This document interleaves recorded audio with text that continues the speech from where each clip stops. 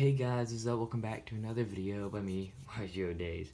And as you guys know, I don't exactly have the budget to make deck profiles for a while, so I may be making a Patreon. I know I don't really have enough subscribers for that to even matter. Like, I'm not gonna be able to make a deck off of that. It'll just help me get there, so I'm just gonna hold off on that since I'm getting a job soon. Sorry. But we have 3 different tiers of hand traps, starting here as the worst, and we go up and tier and color, whatever. So, number 1, we have Skullmeister. Skullmeister is an okay card. He's really cheap. He got a reprint in, I think it was this Code of the Duelist special editions, I think, where you can get this guy along with some Salt and Strike, which is probably better than just running this hand trap at all. But if you're running this guy, he's gonna get graveyard effects, which can stop a certain amount of plays, and is also a big hit to BAs, which may be coming to the meta in the future. But right now, I don't see him very viable, which is why he's in the lowest category. After him, we have Ghost Reaper and Winter Cherries. This card's actually pretty good. It can hit spirals pretty hard and all of that, but it can, most of the time, it can only be used on the first turn, kind of like evenly matched.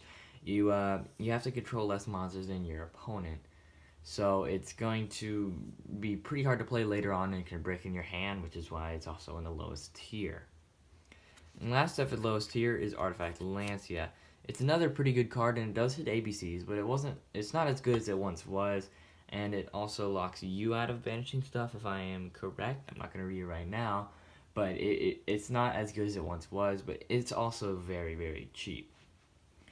Now onto the middle tier, we have Astrograph Sorcerer. Now this card is amazing. It has some like recurrence, and it can protect your board, and it can get a 2500 beater on the field. The only problem is it's a going second or past that kind of hand trap.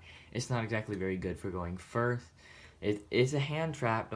Don't get that part wrong or whatever. But the thing is, it's not like it doesn't do what hand traps are meant to do. It doesn't like protect your. It doesn't stop your opponent's plays during their turn. It protects your field, so it's not going to fulfill the purpose that hand traps are meant to be used in. Next up in the middle tier, we have DD Crow. Now this card, I was kind of wondering if it should go in the top tier or not, because it's actually really good and it hits spirals pretty hard.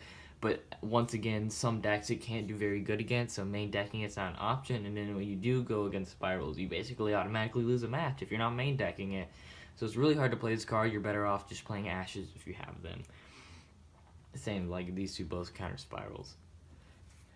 And last but not least, in the middle section, we have Ghost Ogre and Snow Rabbit. Another card kind of like DD Crow. It is a little bit more expensive, and it does hit a few more decks, but it really doesn't hit them as hard, and it won't stop your opponent's plays. It'll hit a few things, and it'll stop field spells, but other than continuous spells, but it won't do very much past that, and it can also brick pretty easily if your opponent's playing a deck that this won't really affect, like BAs. So that's it for the middle tier, guys. Now we're going to the top tier.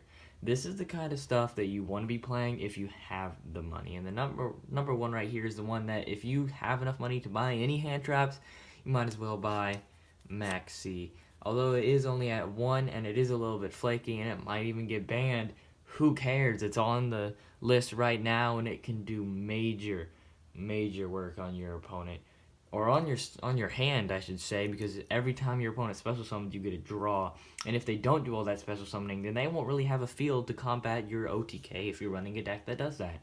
And so this this card will really hit your opponent pretty hard.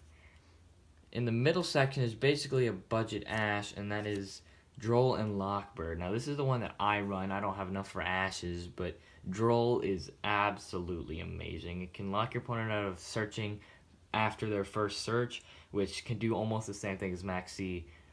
Just make them stop their turn there and pass turn.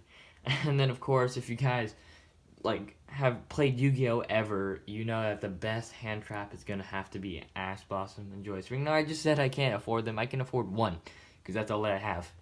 I have one. I run it in like all my decks. I run one of these, 3 of these, and 1 Max C. That's kind of like my lineup. Also, I don't want to get any more Ashes, even if I have enough, because if she does get hit, that's going to be a huge loss of money for me or any other people that invested. And I'm a budget player.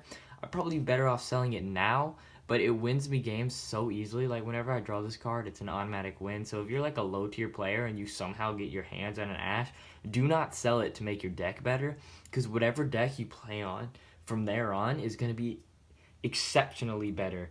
Ash is so good. It wins games so easily. You open Ash and you automatically win that game. It can lock your opponent out very hard. So basically that's it for the video, guys. Hope you enjoy, and if there's any hand traps that I may have missed, go ahead and tell me in the comments below. And also tell me in the comments below if you would support me on Patreon if I had one, because I'm not going to open one if no one's going to support me. There's really no point. I hope you guys have a great rest of the day, and I'll see you in the next video.